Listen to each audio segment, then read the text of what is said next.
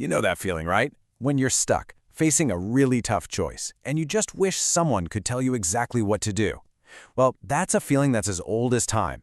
And today, we're going to dive into some of the most profound ancient Indian texts, the Bhagavad Gita and the Puranas, to see their powerful answer to that very problem.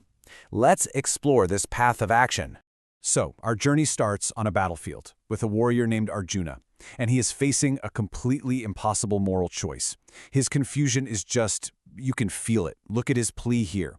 He is overwhelmed, his idea of right and wrong is totally shattered, and he's literally begging for some clarity. Now, this isn't just some old story. This is the cry of every single one of us when we're lost and looking for the right way forward.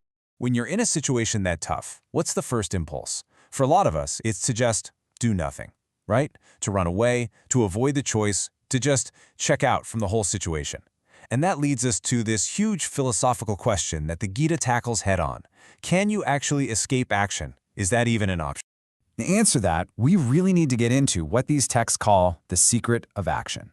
And let me tell you, it's a perspective that's going to completely flip your understanding of what it even means to act in the world. Well, the Gita's answer is pretty shocking and direct. No, escaping action is impossible. You can't do it.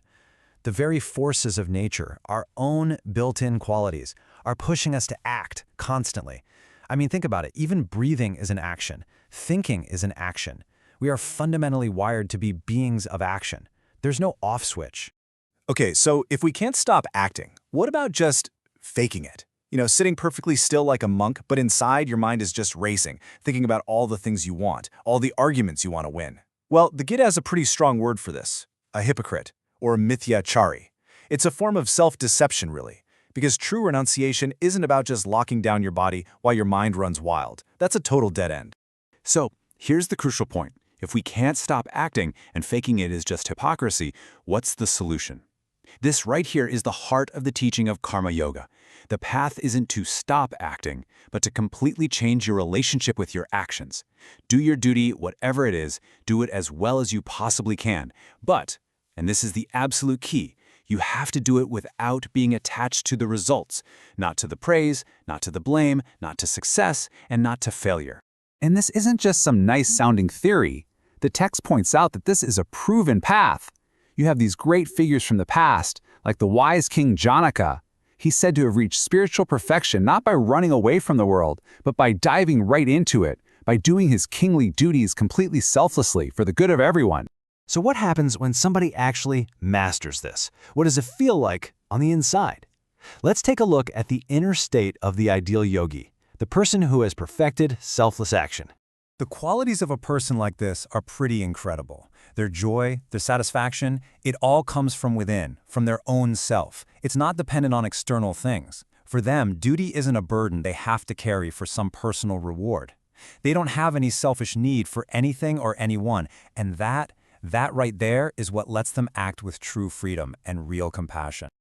So in the end, the reward for walking this path isn't fame or money or power. It's something so much deeper.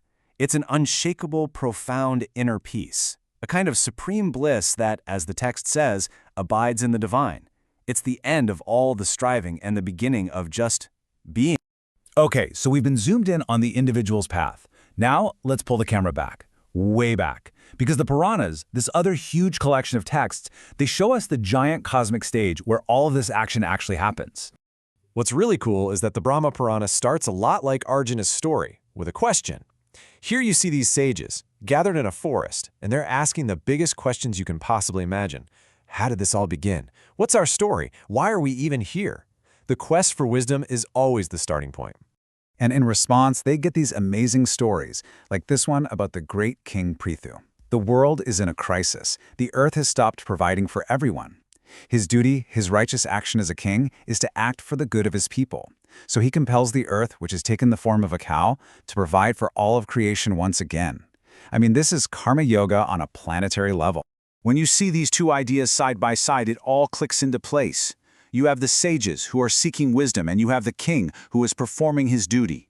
The cosmic order, or dharma, needs both. It needs deep understanding, sure, but it also demands righteous, selfless action out in the world. So, let's tie this all together. When we blend these two profound sources of wisdom, what is the core lesson? What is the essence of this eternal path that they're laying out for us?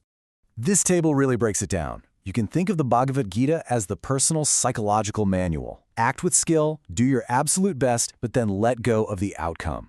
And the Brahma Purana gives us the bigger picture, the social and cosmic context. A healthy world needs both wisdom and righteous action to be in harmony. Your inner journey and the well-being of the entire world are completely interconnected.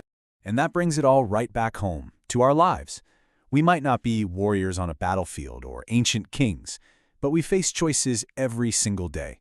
We have duties to our jobs, to our families, to our communities. So the final question is really for you to think about. In your life right now, what would it mean to act with total focus and excellence, while at the same time letting go of your attachment to how it all turns out? What could that change for you?